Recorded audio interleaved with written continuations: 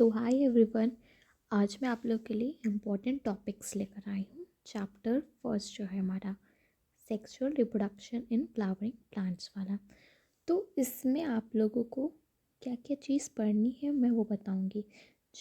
आप लोगों ने पढ़ तो लिया ही होगा, अगर जो चीज़ नहीं पढ़ी है वो इससे देख के आप पढ़ लिएगा। और तो इसमें 4 वॉल्स होते हैं फ्लावर्स के, वो तो पता ही होगा। तो इसमें एसेंशियल कौन सा है, नॉन एसेंशियल कौन सा है, इसमें आपको डिफरेंस पता होना चाहिए। और हमारे टाइप्स ऑफ फ्लावर्स कितने हैं, न्यूटर, आइसोमेरस, हेटेरोमेरस, हाइपोकाइनस, हेटेरोकाइनस, पेरिकाइनस, एपिकाइनस फ्लावर। ये सब ये सब छोटी छोटी सी बिल्कुल डेफिनेशन है 2 लाइन की, वो आप देख लीजिएगा।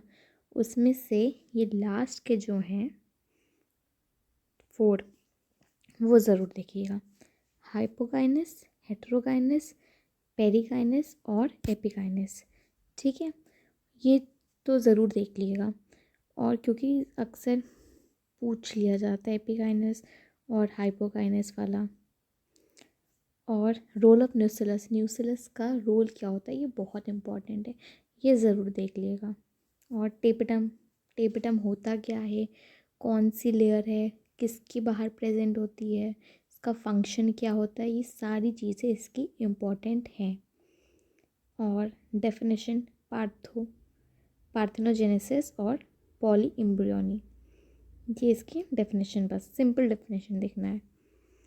और प्रोसेस माइक्रोस्पोरोजेनेसिस, मेगास्पोरोजेनेसिस, ये आना चाहिए पूरा। और डबल फर्टिलाइजेशन, ये बहुत इंपॉर्टेंट है।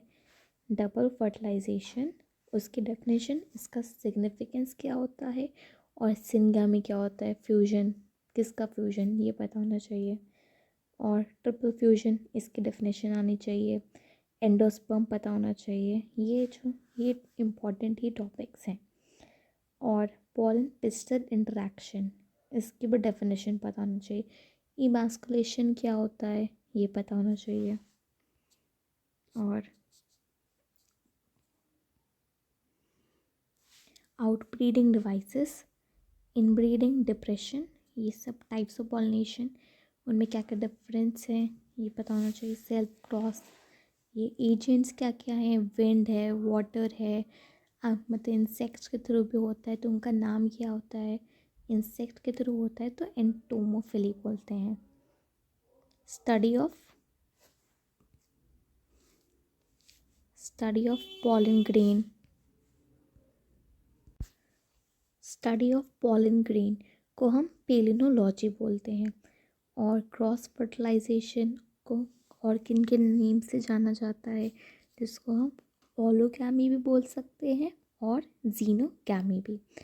ठीक है, और सेल्फ फर्टिलाइजेशन को हम और किन किन नेम से बोल सकते हैं, ये कभी कभी सेल्फ फर्टिलाइजेशन के बजाय ऑटोगैमी भी बोल सकते हैं।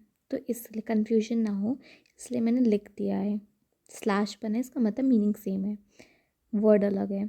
और एक्साइन पॉलिन ग्रेन का, ये एक्साइन इंटाइन, ये पता होना चाहिए। एक्साइन किससे बना है, स्पोरोपोलिनिन, ये बहुत ही रेजिस्टेंट मटेरियल है, बहुत रेजिस्टेंट है।